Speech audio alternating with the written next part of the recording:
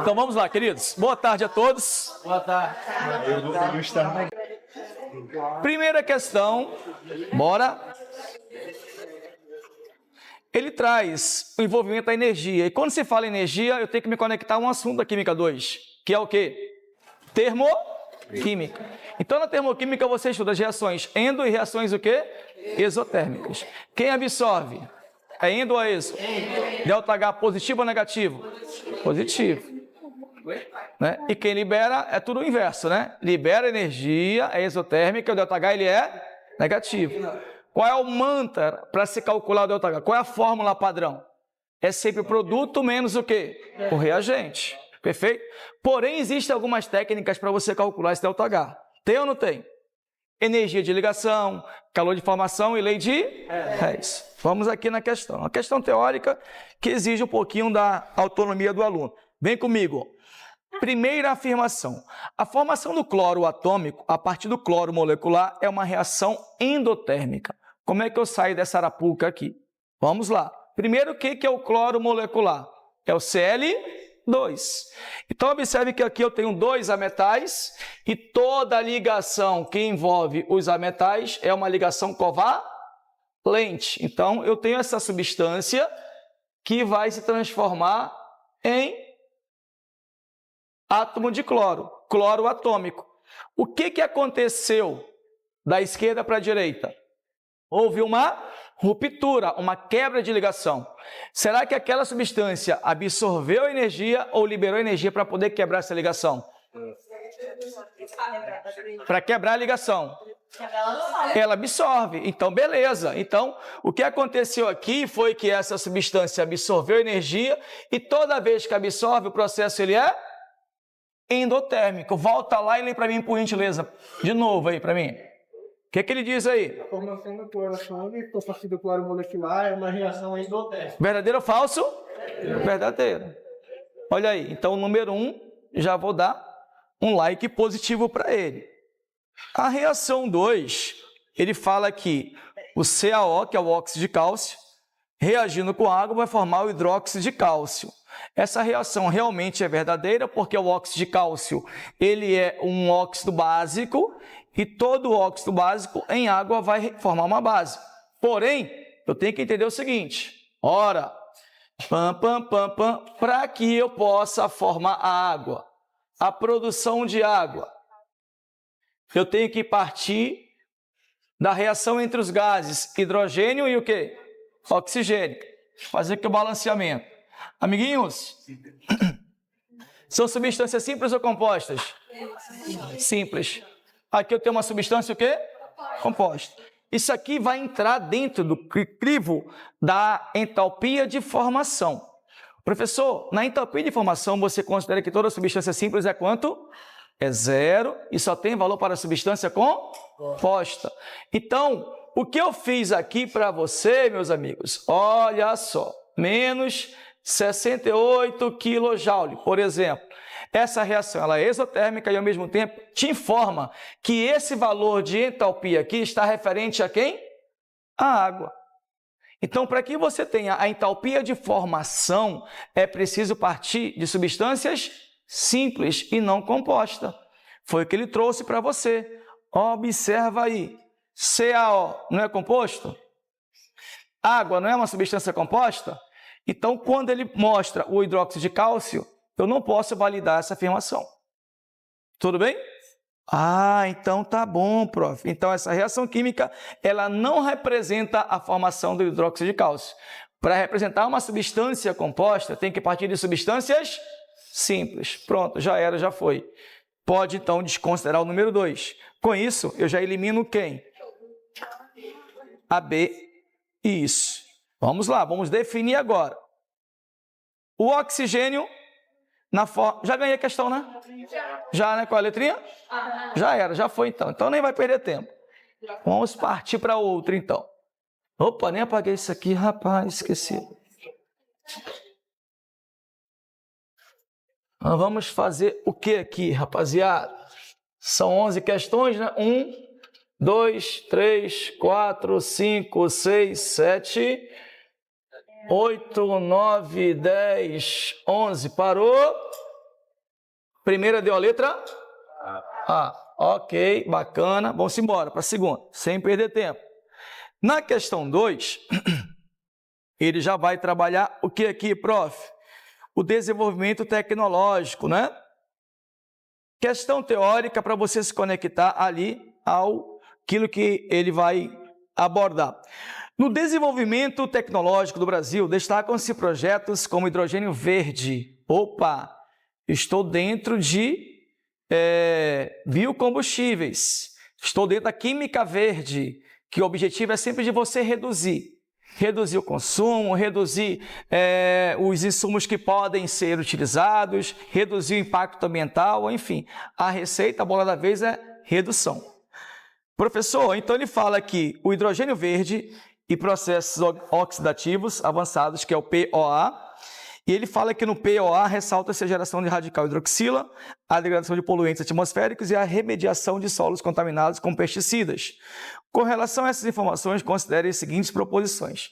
Então ele faz ali de forma análoga, traz para você uma reflexão para ver aquilo que vai causar ou não de impacto ambiental. Vem comigo, na primeira afirmação.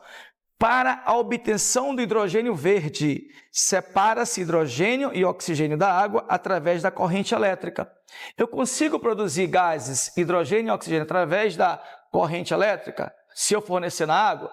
Sim, é a eletrólise. Então quer dizer que se você jogar uma corrente elétrica na água, que eu vou chamar de eletrólise, essa água ela será quebrada.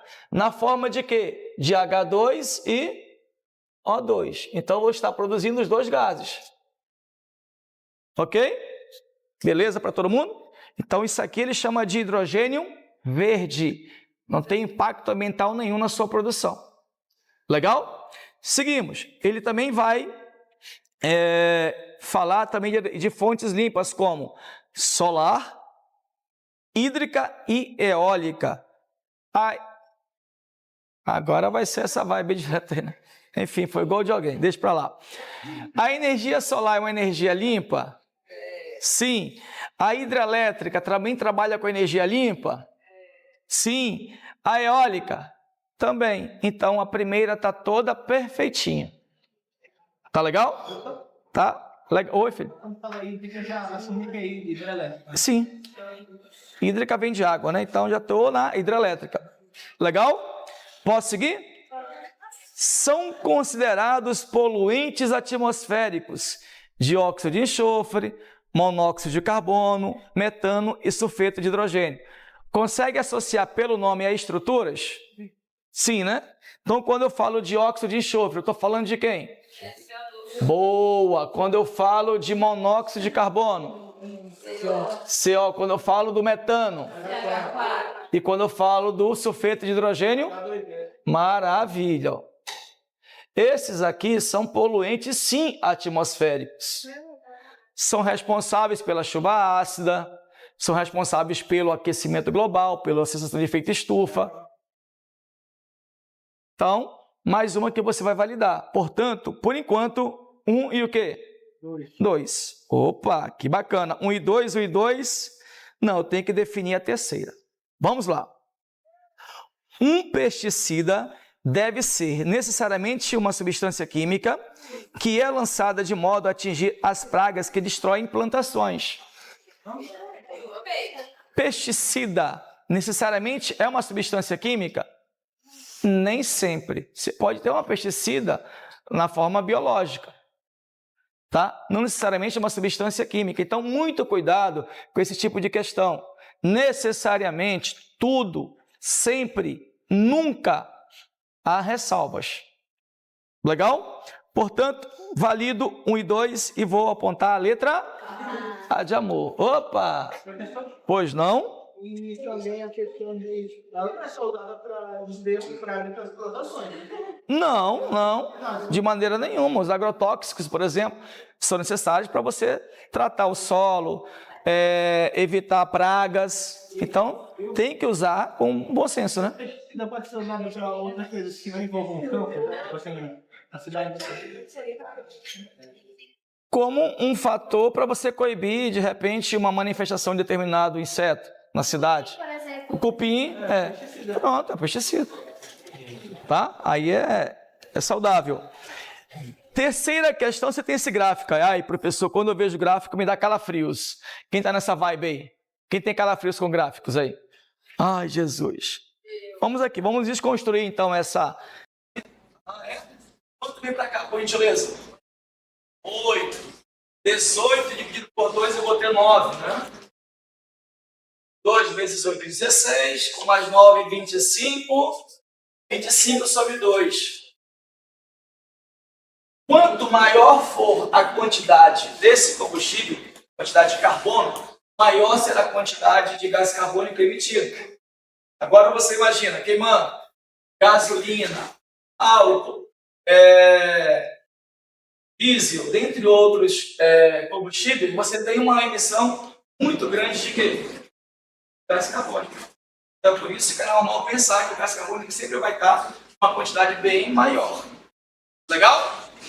Aí nessa questão ele traz um texto bem interessante. E vocês que são bons de história vão conseguir fazer as conexões.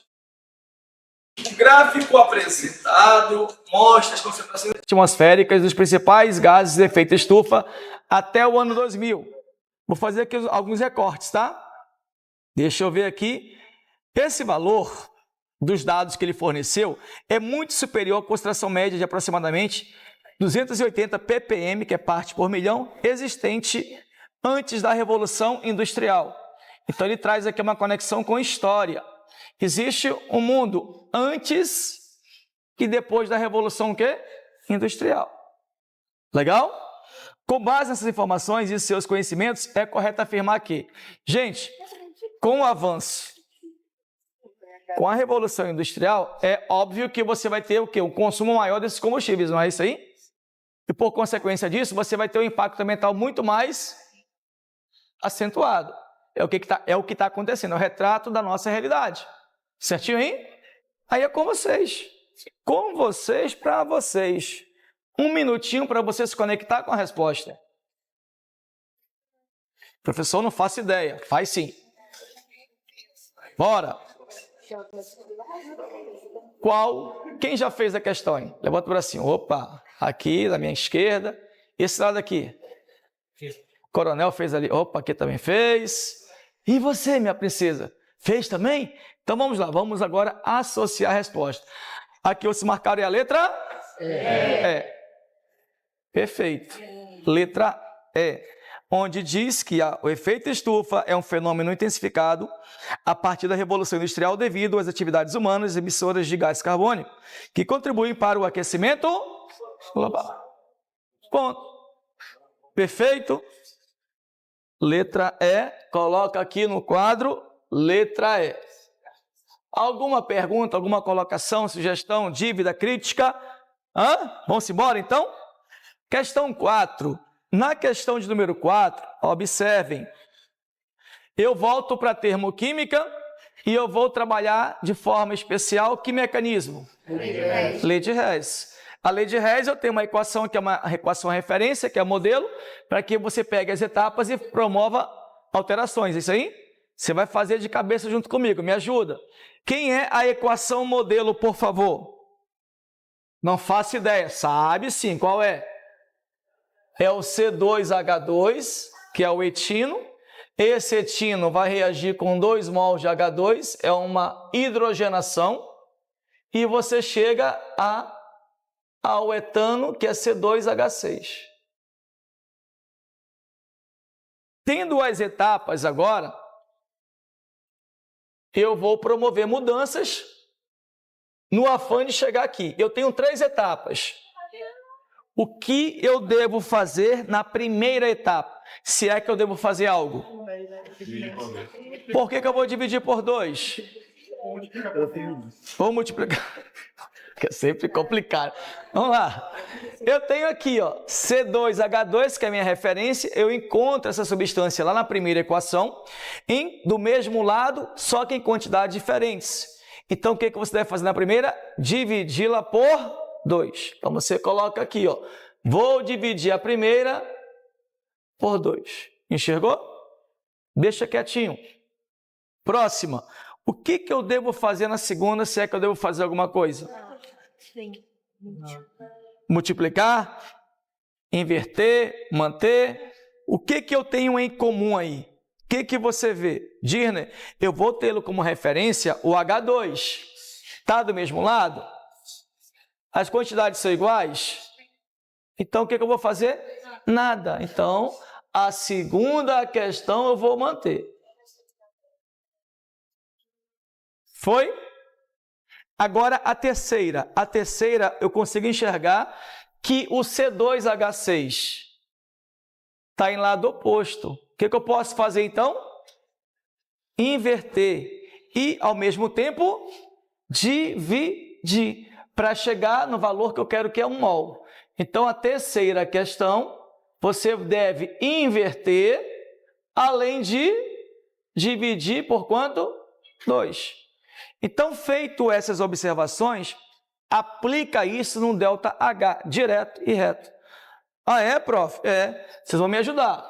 Dividindo o valor de 2.602 por 2, quanto é que eu vou trabalhar? Menos 1.301. Deixa aqui quietinho, escutando a conversa. Mantive a segunda, então traz para cá de volta o menos 578. Agora, a terceira, eu vou inverter. Quando você inverte, troca de sinal. Eu passo a trabalhar com mais 3.123. Divide, por favor, esse valor por 2. 1.500 e quanto? Pronto. Agora acabou o caô. Química já foi interpretado, só é trabalhar o quê? A matemática. É somar, garotão. Posso somar os 2 primeiros aqui? Posso? Posso. Aqui eu vou ter menos 1.578,9, né? É isso? Agora eu devo continuar a operação matemática, fazendo a subtração agora entre 1.579 menos 1.561,5. Logo, quanto é que dá o ΔH, por gentileza? Foi? 1.800. Opa. Obrigado. 1.800. Fazendo essa continha aqui, você vai conservar o sinal do maior e fazer a subtração normal. Você vai ter quanto? 318. Menos 318. Indica que essa reação ela é o quê? Exotérmica. Qual a letrinha? A. Opa, mais uma em que resposta a letra A. Tudo em paz para todos aí? Tudo tranquilo? Fiz rápido, mas você vai fazer ali depois com calma e vai chegar novamente a esses resultados. Meus amigos, virei agora a chave e vou falar de um outro assunto também muito recorrente, que é justamente a pilha, perfeito? Pilha é problema para alguns aqui? Sim ou não? Ai, são demônios. Isso não é de Deus não, né? Eu sei como é. É? Oh, meu Deus, é sério mesmo que é problema? É? Pessoas, eu já me Filha de Daniel. É? Vamos pro Daniel. Não é de Deus não, prof.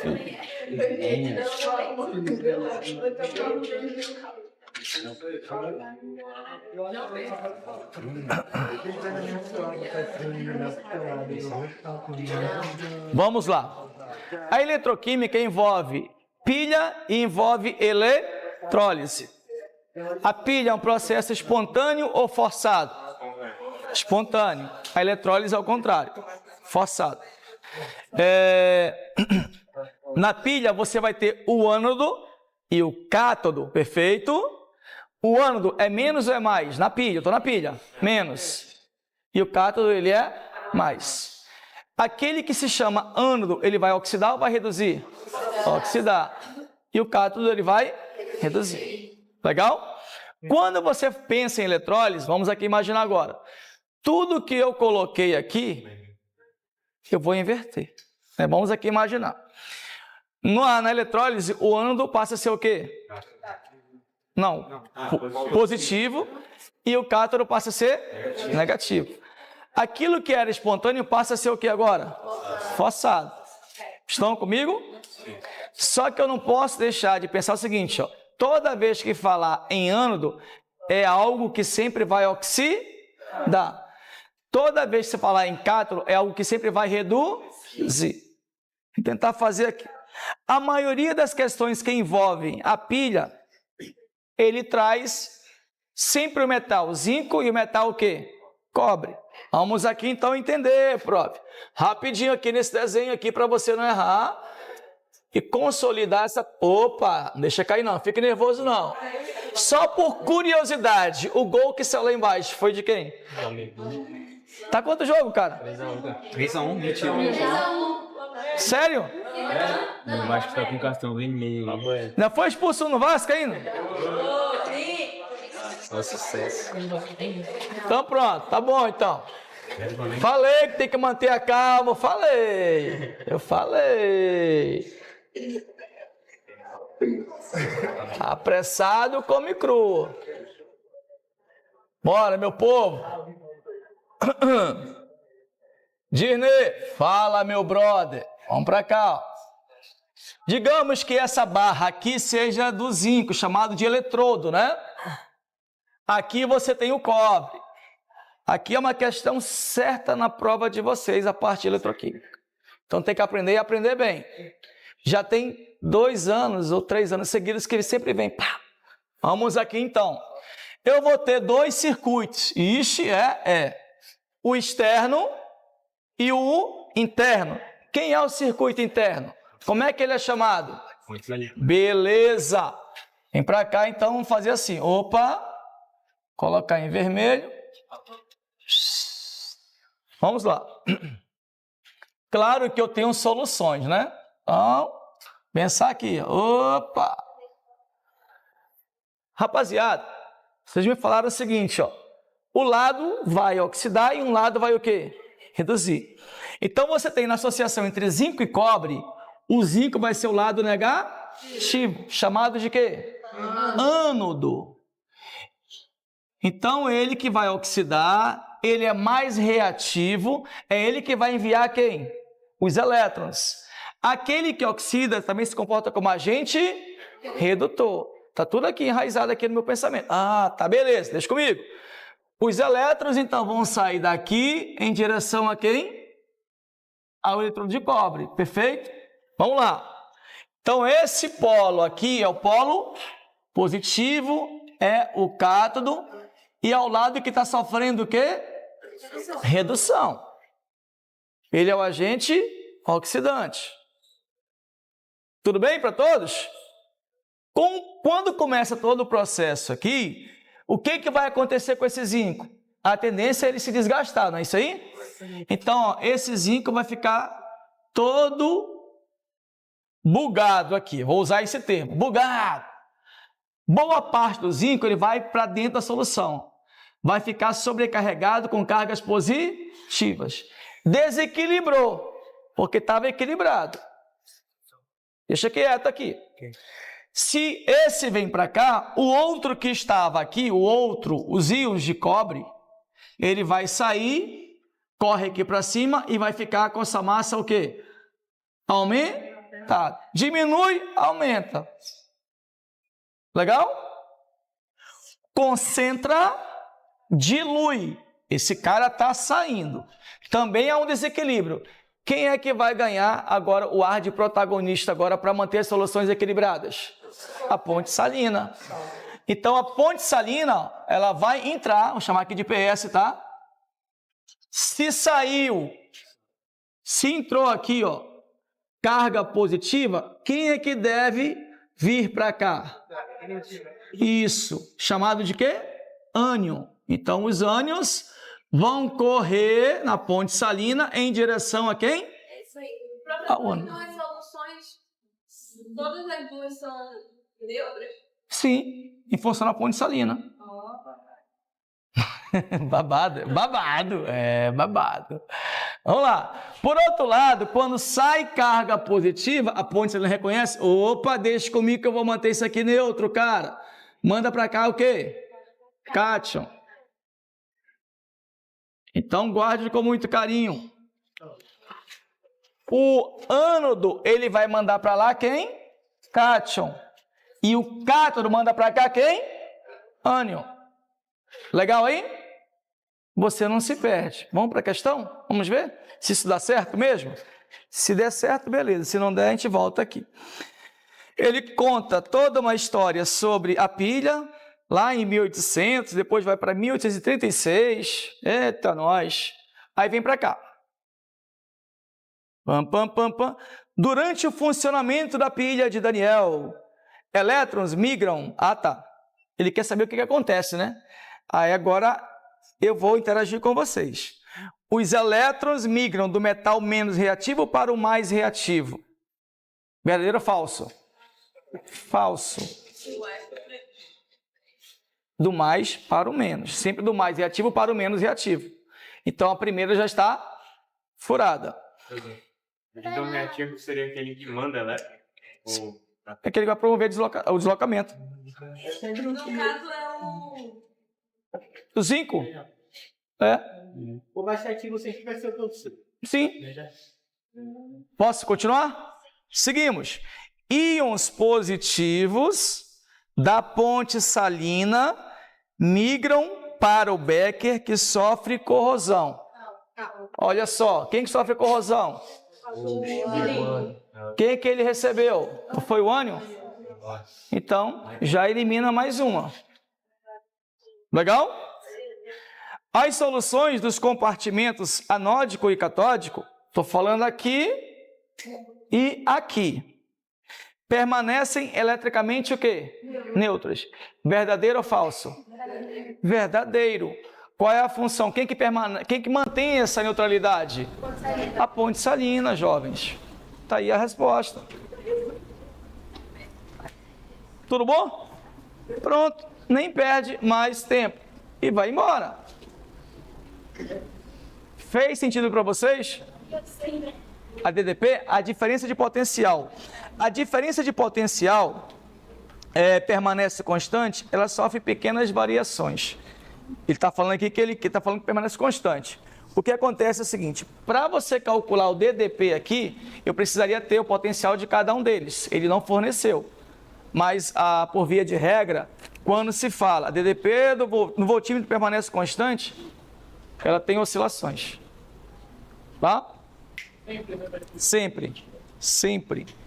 Portanto, mais uma em que é resolvido e a letra é a letra C. Então, marque aí. Opa! Já fiz 5. Faltam 6. Vamos virar a chave agora e falar de um outro assunto também relacionado, que é radioatividade. Dos assuntos, na minha visão, esse é um dos mais fáceis de fazer, é ou não é? Porque ele vai cobrar, vamos lá, as radiações alfa, beta, gama, pode ser cobrado, pode cobrar meia-vida, fissão e fusão nuclear. É isso aí? Vamos juntos? Retomar rapidinho aqui. Só tomar uma água. Mas deixa eu mandar aqui uma pergunta para vocês. Todos os elementos químicos, eles são radioativos? Não, claro que não. Mas aqueles que são, por que eles são radioativos? Eles são estáveis. Eles são instáveis, eu gostei. Eles são instáveis. A instabilidade dele está no núcleo ou na eletrosfera? No núcleo. Boa, então vamos lá. Então as radiações, uma compilação aqui para você, rapidinho. Pam, pam, pam, pam, pam. A colega falou que o átomo está instável, na verdade o núcleo de um átomo está instável, então ele vai emitir radiações na forma de alfa, beta e o que? Gama. Professor, de fato, o que eu preciso saber? A representação de cada uma delas ajuda bastante. Qual a representação de uma partícula alfa? É 4 e 2. Da beta? 0 e menos 1. Da gama, 0, 0. Uma onda, olha a onda. Olha a onda, olha a onda. Olha, rapaz, tô dizendo que só tem fera aqui, né, mano? Então, essa série que eu tô fazendo aqui é como se estivesse dando ênfase ao poder de penetração. A particular, eu consigo me proteger aqui com uma folhinha de papel, um escudo. Já? A beta, a folhinha de papel já não é suficiente. Escolher uma parede, já uma madeira, aí eu consigo ficar protegido. E a gama? Nem papel, nem a parede, só a parede bem grossa de concreto, né? Enfim, tem que ter cuidado. Ô, prof, o que eu também tenho que ficar ligado? A partícula alfa é considerada a partícula positiva. A beta é negativa e aqui é desprovido de carga elétrica. Então, se eu falar de próton, eu devo estar falando de quê? Ó? Uma partícula alfa. Se eu falar de elétron, partícula beta. E o que eu tenho que ficar ligado? Gente, esse 4 e 2 não é por acaso. Quando um elemento radioativo qualquer, vou colocar aqui 200 e vou colocar aqui 92. Quando esse elemento radioativo emite uma partícula beta, o que vai acontecer aqui, meu nobre? Ele mantém o número de massa e aumenta uma unidade de número atômico. Ah, é? Então aqui eu vou ter um outro elemento que eu vou chamar de Y, tá?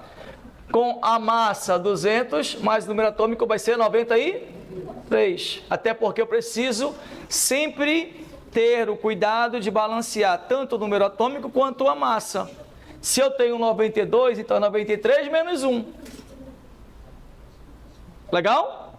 Ah, saquei, prof, saquei. Agora, se um elemento radioativo, 224,93, esse elemento agora emitir uma partícula alfa, o que vai acontecer com o seu número atômico? O que vai acontecer com a sua massa? Irão mudar. De que maneira, prof? Aqui não é 4, aqui não é 2? Eu tenho que respeitar o balanceamento, não é isso? Vou chamar aqui de C de casa, tá? Em cima vai dar quanto? 220. Eu subtraio de 4 unidades. Somados dá 224, 224. Aqui embaixo eu tenho 93. Quanto é que vai ser aqui, por favor? 91. E a onda, né? Nada ocorre, não altera nada. Beleza, beleza? Pronto. Feito isso, você não se perde. Legal? Professor, e o que é meia-vida? É o período em que uma amostra radioativa se reduz à metade. Né? A metade. Se eu tiver 100, metade 100. Metade 50. Então, a cada emissão de meia-vida, ele se reduz à metade, até chegar ao ponto de zerar. Vamos à questão de número 6. Leia a tirinha do cartunista Ziraldo. Eu, particularmente, não estou conseguindo ler aqui. Vocês conseguem ler aí? Consegue ler aí essa tirinha? Do menino maluquinho aí, que tá com a panela na cabeça? O que ele fala na primeira tirinha aí? Descobri uma ossada de dinossauro lá no quintal de casa. Pode falar, pode continuar. Isso é um esqueleto retista. Não afirme uso. Ainda não fizemos o teste do carbono 14. Olha só, ele falou aqui uma palavra bem interessante, aqui ó, no finalzinho que é importante. O carbono 14. Gente, quando o elemento é radioativo, ele sempre vem o nome do elemento mais o número na sequência. Esse número é a sua massa. Tá? Ah, então tá beleza, isso que eu precisava. Por que o carbono 14? O carbono 14 que ele é usado para datar fósseis. Tá? Então, através da quantidade de carbono 14, faz-se um cálculo e faz o levantamento da estimativa da idade desse fóssil. Vem para cá. O radioisótopo mencionado, que é o carbono 14, pelo personagem da tirinha, é um emissor de partícula beta. utilizado na datação de fósseis. Quando um núcleo desse radioisótopo emite uma partícula beta, seu número atômico. A resposta está aqui, ó. Vamos. Quem é o elemento que foi mencionado? Carbono 14. Aí, qual o número atômico do carbono? É 6. Eu vou lá na tabela periódica. Utilize o recurso que você tem. No entanto, esse elemento emitiu uma partícula beta que eu sei que é 0 e menos 1. Logo, qual o elemento que eu botei aqui ao lado? Eu vou ter um elemento cujo número atômico vai ser quanto? Vai ser 5 ou 7? 7.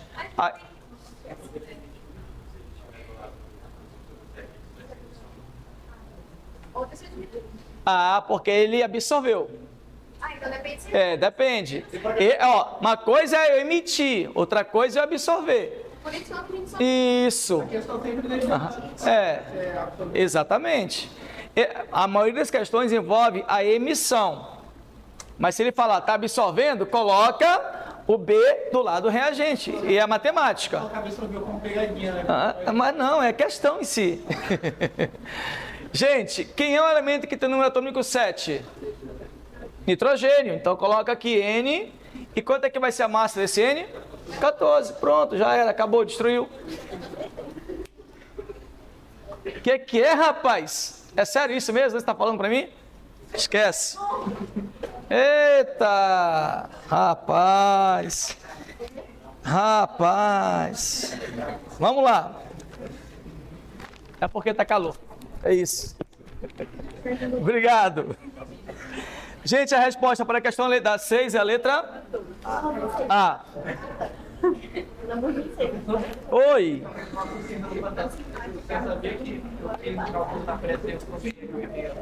Como é que é, rapaz? Mas é a pressa. Tenham paciência.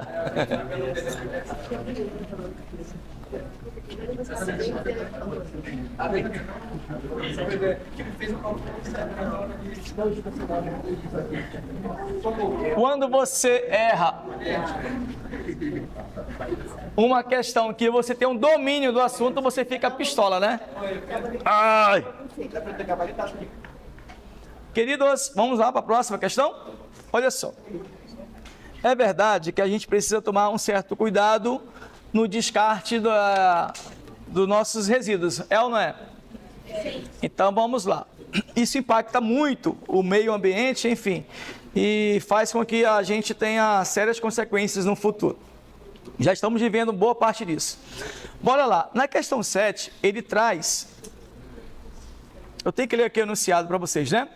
Conforme pesquisa nacional de saneamento básico, realizada pelo IBGE, edição de 2017, os resíduos sólidos domiciliares da metade dos municípios brasileiros são destinados a lixões abertos e praticamente 1/4 para aterros controlados e aterros sanitários. Ou seja, fazemos muita coisa errada, né? Mas deixa quieto. Nos aterros sanitários, pautados nas normas da Associação Brasileira de Normas Técnicas, o solo é previamente tratado, nivelado e selado com argila e manta de polietileno de alta densidade. O resíduo aterrado é recoberto por argila compactada. A função da selagem com argila e manta de PEAD no aterro sanitário é... Vamos lá. Quando você sedimenta matéria orgânica, você vai produzir um gás, né? O biogás. Se eu fizer a separação do resíduo orgânico, você consegue ter a produção de gás. Num aterro sanitário, ele não vai ter essa paciência de separar o lixo orgânico do inorgânico. É tudo sedimentado, certo? Mas mesmo assim, os aterros sanitários, que antigamente era chamado de lixões, já tem um certo tratamento. Então, eles canalizam esse gás que é produzido num afã de quê? De queimá-lo ou então transformá-lo em energia elétrica de alguma maneira. Usa como combustível. Legal? Professor, além do gás, o que mais ele vai produzir? O chorume, que é aquele líquido, que certamente vai, se não tiver uma barragem, por isso que vem um plástico, você vai ter o quê? A contaminação do solo. e a contaminação do solo vai chegar nos lençóis freáticos, aí o impacto vai ser muito maior. Perfeito? Então, praticamente eu comentei com vocês até a resposta. Aí é com vocês. Só pode ser que letrinha aí? Vamos lá. Letra D de dado. A proposta é impedir o vazamento do chorume.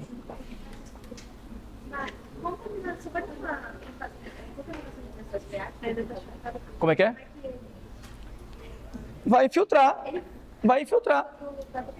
Isso, não, a função da barragem, de você selar, é de evitar que esse chorume avance. Ele vai ficar contido.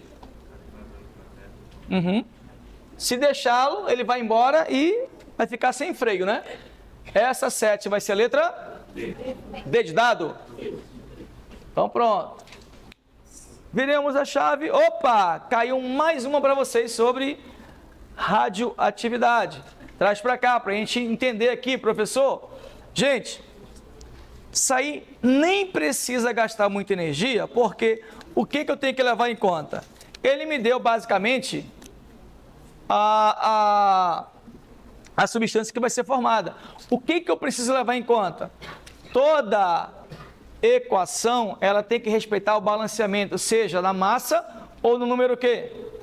Atômico. Então ele partiu de quem?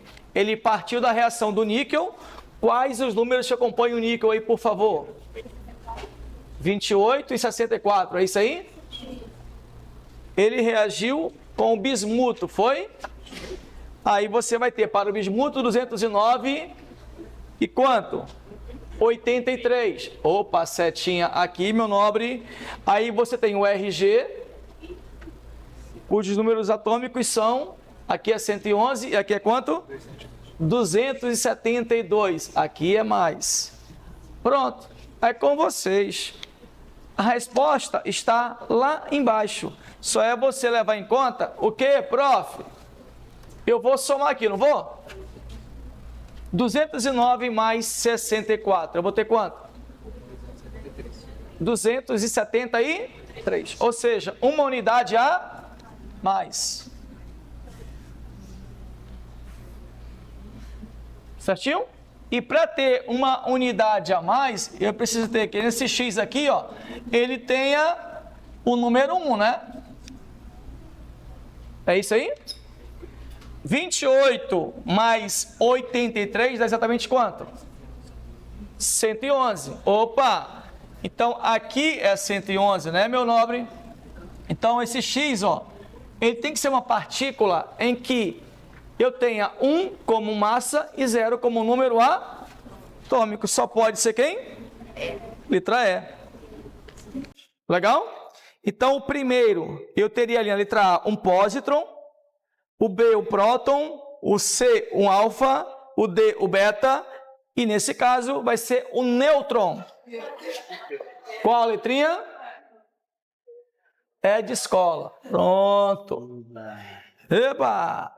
Tá acabando. Só faltam 3. Eu tenho até que horas? 10 minutinhos? Então dá para fazer as 3 questões. Bora! Professor, quem vai fazer engenharia química aqui? Ninguém? É? Engenharia de forma geral. Quem vai fazer medicina? Quem vai fazer química? Ninguém. Ninguém, meu. Vamos lá. Olha, ninguém, rapaz. Olha, não, é porque sobra muito emprego. Tem muito emprego aí, maluco. Hã? Paga. Paga. Professor, paga bem? Paga. Eu vim pra cá dia de domingo, não é porque é de graça. Perdeu o jogão do meu time no coração? Opa, tem um valor. Vamos voltar pra cá pra questão. Esquece. Vamos lá. Gente, brincadeiras à parte, na questão seguinte, vamos lá. Ele traz também, podem esperar questões voltadas para a sustentabilidade do planeta. Essa é uma preocupação a nível mundial, então é uma tendência que as questões tenham esse foco, seja lá em qualquer área.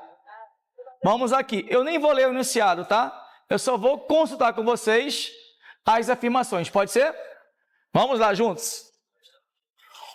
O uso da bioenergia representa uma alternativa sustentável ao uso de fontes não renováveis, que causam inúmeros impactos deletérios ao meio ambiente. Essa afirmação é verdadeira ou falsa? O uso da bioenergia. O que seria a bioenergia? Fontes naturais, fontes renováveis. É isso aí? Vamos lá, citar aqui alguns deles. Aqui eu já comentei alguns deles hoje. Solar, eólica, hidrelétrica. A biomassa entra nisso, né? A biomassa entra como uma fonte. Você pode produzir a energia a partir da biomassa. Isso. O bioálcool, o álcool formado a partir da cana-de-açúcar. Vamos lá, o biodiesel, o combustível formado a partir de óleos de plantas oleaginosas. Legal? E o biogás. Legal? Sim. Falou em dejetos suínos, dejetos de bovinos, certamente está falando de um biogás, que é o metano. Então vamos lá, de novo, hein? O uso da bioenergia representa uma alternativa sustentável ao uso de fontes não renováveis que causam inúmeros impactos deletérios ao meio ambiente.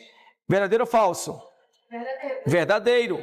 Então é uma forma de eu tentar amenizar os impactos ambientais usando essas fontes renováveis, comparado com os combustíveis fósseis. Oi. O deletério é que causa prejuízo, causa impacto, né? O bioetanol, atenção, hein? Cuidado com as pegadinhas. O bioetanol, o biodiesel, a biomassa e o gás natural são produzidos a partir da bioenergia. Aonde que está o erro aí? A biomassa. Por quê? Porque, na verdade, olha, produzida a partir da bioenergia. A biomassa não é produzida a partir da bioenergia, ela é provedora. Ela é fonte. Mas o gás natural. Não, amor. Não, não falando sobre ele. Se for o gás natural, sim, né? Bioenergia? Se for o biogás, sim. Se eu trabalhar com biogás, considerar, é bioenergia. Tá? O que está errado aí, gente, é a biomassa, que ele colocou como a partir de bioenergia. Ela vai ser uma produtora. Eu posso produzir a partir dela, então tem um erro aí. Tem uma pegadinha. Então, o 2 é falso. Se o 2 é falso, para tudo, porque eu só vou poder marcar a letra B ou a letra o quê? Seguimos. O uso de combustíveis, estou no terceiro, hein? De combustíveis provenientes da bioenergia reduz a emissão de gases como dióxido de carbono, um dos responsáveis pelo efeito estufa. Verdadeiro, certo? Ganhei a questão ainda? Ainda não, vamos para o quarto. Uma amostra da chuva com concentração de íons hidroxila igual a 10 - 5 mol por litro é classificada como uma solução ácida? Agora, sim ou não? Sim ou não? Vamos ver. Professor, aqui, gente, olha só, é por isso que eu preciso ficar atento. Às vezes, você tem ali uma questão em que o edital, ele não contempla em nenhum momento o pH. Mas tem aí uma questão que agora eu preciso de conhecimento de pH. Vem para cá. A escala de pH vai de 0 a quanto? 0 a 14. Passando pelo? Primeiro intervalo, aqui é o quê? Aqui. E aqui ele é o quê? Qual a letra que identifica o meio ácido? Ou a letra ou o elemento, como quiser. H, então aqui eu vou trabalhar com a concentração de H+. Ó. E a base? Legal? O que foi que a gente deu na questão aí, por favor? Isso daqui vai acabar sendo verdadeiro, porque... 10 - 5? Vamos lá. É porque é menos log e a concentração de OH. Deixa eu falar para você. 10 - 5, é? É. Ó, se você tem a concentração de OH-, você não vai achar o pH a princípio. Você vai achar o pOH. Vai estar fazendo abaixo, né? O valor do pOH vai ser, o expoente negativo. Então, o pOH vai ser quanto? 5. Aí, o que você faz? Se você tem o pOH, você determina o pH, porque tem uma relação entre eles. Porque ambos estão nessa faixa aqui, Se você acabou de encontrar, tem OH-, eu achei o pOH. Tem o H+, achei o pH.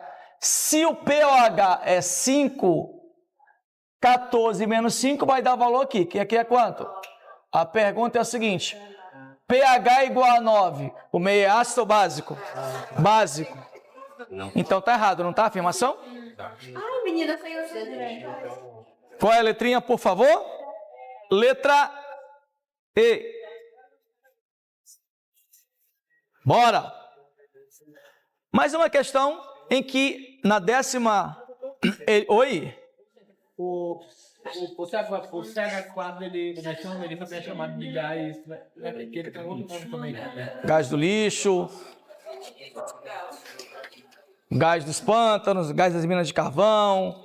Não é chamado de gás. O gás, ele é um dos componentes. É o que predomina do gás natural, é ele. É o metano. Mas mesmo assim ele é produzido a partir da bioenergia, né? Pode ser.